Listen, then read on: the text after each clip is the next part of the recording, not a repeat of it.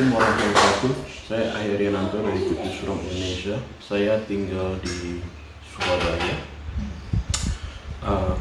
kota terbesar kedua di Indonesia secara populasi. Mungkin kota dengan tingkat kemacetan yang luar biasa juga, 10 besar. Tapi sejak semingguan terakhir ini saya mencoba berkeliling ke Surabaya untuk melihat apakah benar-benar Surabaya mengikuti anjuran pemerintah untuk bekerja dari rumah,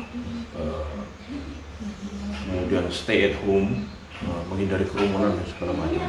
Saya melihat ada penurunan yang sangat signifikan pada tingkat kemacetan, tingkat lalu lintas di Surabaya, dan mal-mal pun, pusat-pusat perbelanjaan juga amat sangat sepi. Jalan-jalan yang biasanya simpul-simpul jalan yang biasa sepi juga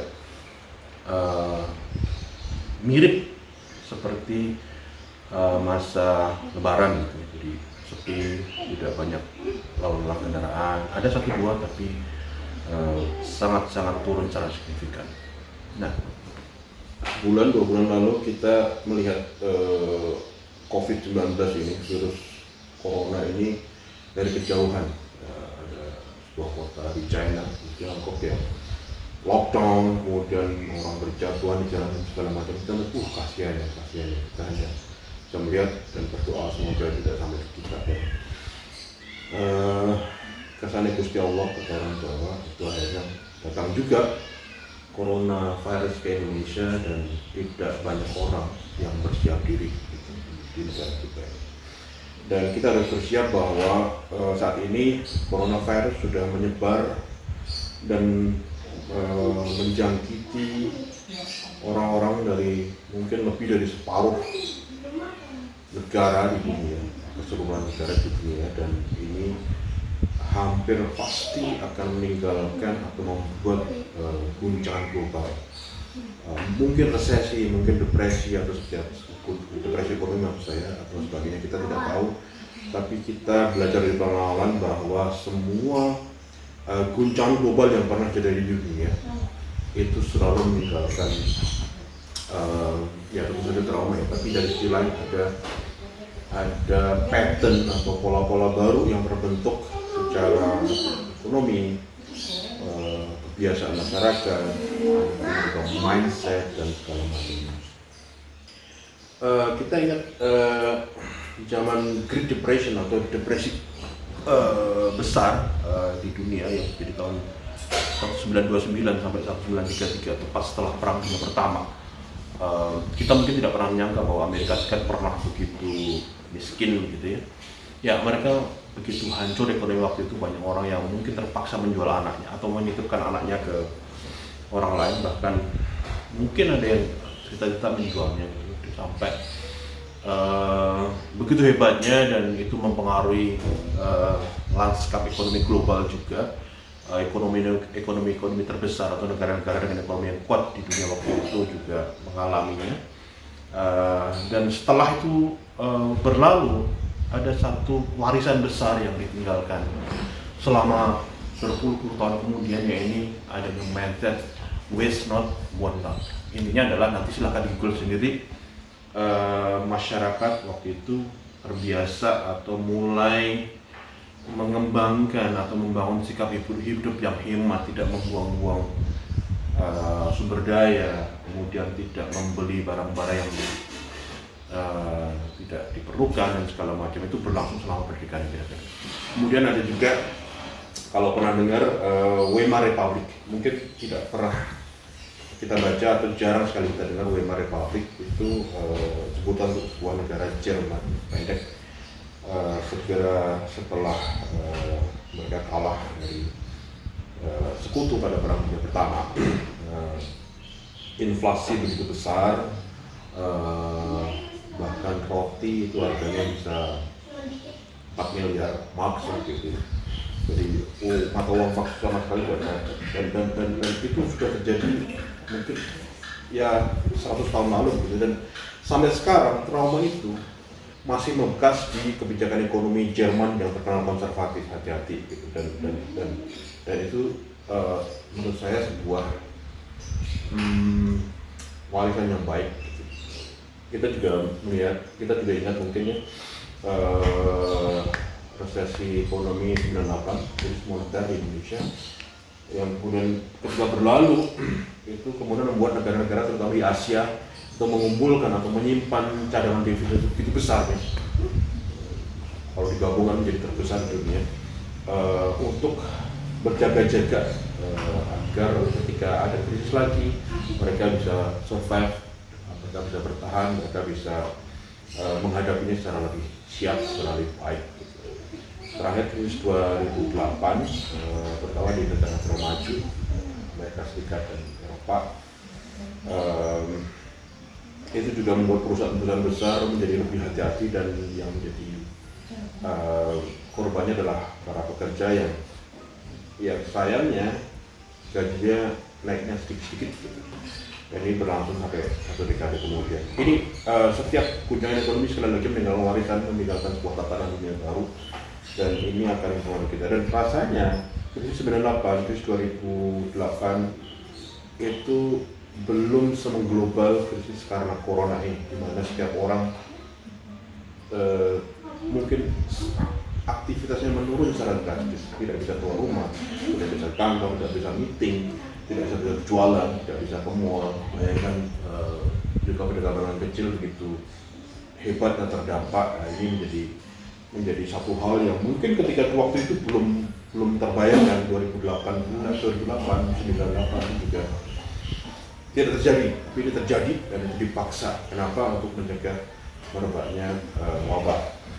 Nah, kira-kira apa warisan yang akan ditinggalkan oleh virus corona di masa depan? Nah, salah satu yang paling terasa sekali yang kita alami adalah work from home atau bekerja dari rumah, dan juga bagi adik-adik pelajar mahasiswa study from home, belajar di rumah. Dan rasanya sih kita mulai melihat adanya satu keuntungan besar, satu kenyamanan baru, satu comfort zone baru yang mungkin kalau itu diambil kembali itu akan wow, kaget. Artinya ketika ini sudah menjadi satu tren baru, kita mungkin sebelumnya tidak menyangka yang namanya kerja itu harus kantor, dan kita mungkin saat ini sudah mulai bekerja, ternyata saya bisa bekerja dari rumah, pekerjaan saya bisa terselesaikan di rumah gitu.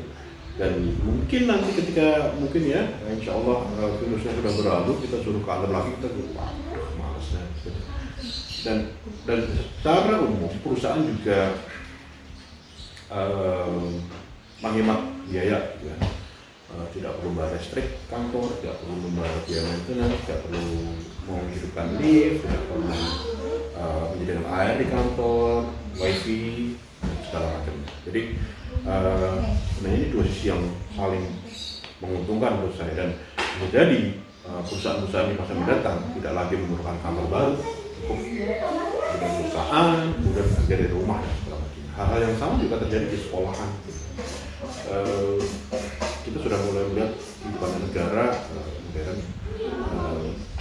adik-adik mahasiswa dan pelajar itu belajarnya betul-betul dari rumah secara online, dan ini bisa ternyata gitu. Mungkin ada plus minusnya, tapi ini ternyata bisa, dan ternyata di rumah mereka justru selain belajar juga bisa mengeksplorasi hal baru dan segala macamnya. Dan bayangkan jika di masa depan sekolah-sekolah tidak perlu membangun gedung-gedung baru yang biayanya miliaran itu, tidak perlu memerlukan membeli tanah baru. Jadi dana yang begitu besarnya bisa dipakai untuk mungkin inovasi di bidang pelajaran, inovasi di bidang investasi pengajar, ya, membeli pelajaran yang baru dan segala macam. Itu kita bisa bayangkan betapa positifnya jika itu bisa terjadi. Dan di sisi lain juga kita melihat, tadi saya sampaikan di awal, di Surabaya, kota yang harusnya setiap hari padat lalu lintasnya, itu menjadi begitu sepinya gitu. Banyak orang yang mungkin tinggal di rumah, malas bepergian dan segala macam. Kita bisa bayangkan betapa atau berapa banyak atau beberapa besar penghematan di bidang bahan bakar, polusi, kemudian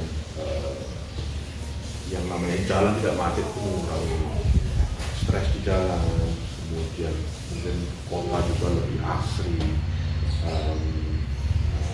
mungkin juga ke depan penghematan dari sisi pengeluaran kita juga lebih bisa ditingkatkan dan segala macam. Ini hal yang menurut saya positif ya di masa depan. Dan kita juga mulai melihat bahwa rumah sakit, saya nggak tahu di Indonesia, tapi di luar negeri saya bisa melihat, mungkin di Korea atau di negara-negara Eropa Utara sudah mulai bahwa pasien-pasien itu tidak perlu menunggu, bahkan tidak perlu datang ke rumah sakit untuk berobat, berkonsultasi dengan dokter. Mereka cukup online, membayar gitu ya, secara online, jadi tidak ada penumpukan orang di ruang tunggu, tidak ada penumpukan orang di tempat parkir dan segala macamnya. Ini yang positif gitu, dan ini bisa menjadi satu hal yang menurut saya bisa dilangsungkan secara sustainable di masa depan. Kemarin sore saya sempat bertemu dengan penjual roti keliling gitu, dan saya membeli gitu karena saya pikir juga karena coronanya orang banyak stay di rumah, jualannya kurang laku. Tapi ternyata sebaliknya. Jadi saya tanya, Pak, corona bikin sepi ya Pak? Enggak Pak, justru saya sudah 3 kali balik-balik, jadi 3 kali lipat omsetnya karena orang lebih stay di rumah. Dan hal yang sama juga terjadi dengan layanan antar makanan ke rumah, layanan antar belanjaan dari supermarket dan grocery.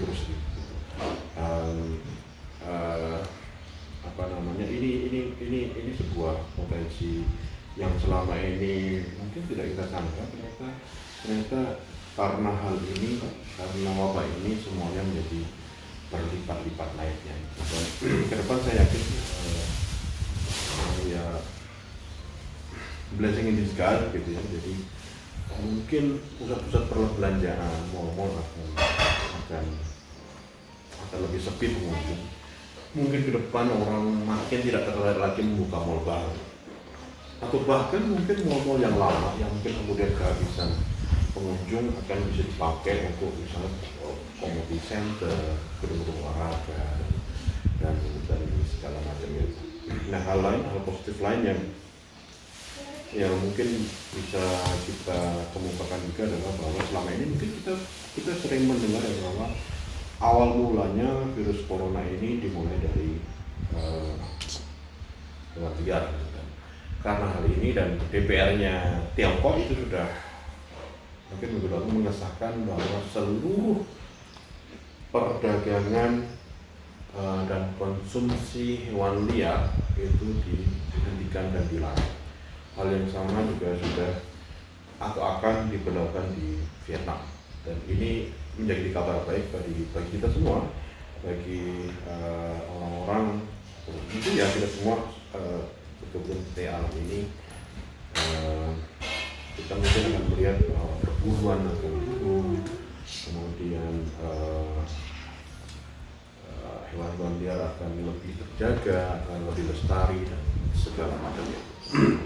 Nah, kita juga mungkin sudah mulai membiasakan diri, dan ini menjadi sebuah budaya baru dan baik, di mana kita selalu mencuci tangan, selalu membersihkan diri, selalu care pada kebersihan lingkungan kita, selalu melihat, wah ini saya beli makanan nasi bungkus bersih nggak?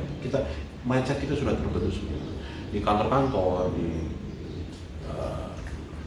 kantor-kantor pemerintah atau swasta, di mall mungkin kita sudah disediakan hand sanitizer secara gratis, dan kemana-mana kita bawa masker dan segala macamnya.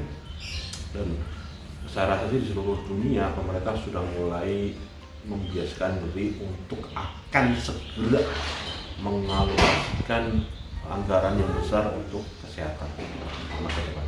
Ini hal yang baik gitu ya, dan saya sih melihat bahwa ini guncangan global yang akan membawa pengaruh besar, yang akan meninggalkan warisan besar pada kalau boleh saya bilang sih peradaban dunia yang baru. Dan pesan saya dari Surabaya, stay safe, stay healthy, and stay home. Karena dengan kita tinggal di rumah, kita sudah membantu saudara-saudara kita, para frontliners, para pekerja medis mengatasi wabah corona bersama-sama. Assalamualaikum warahmatullahi wabarakatuh.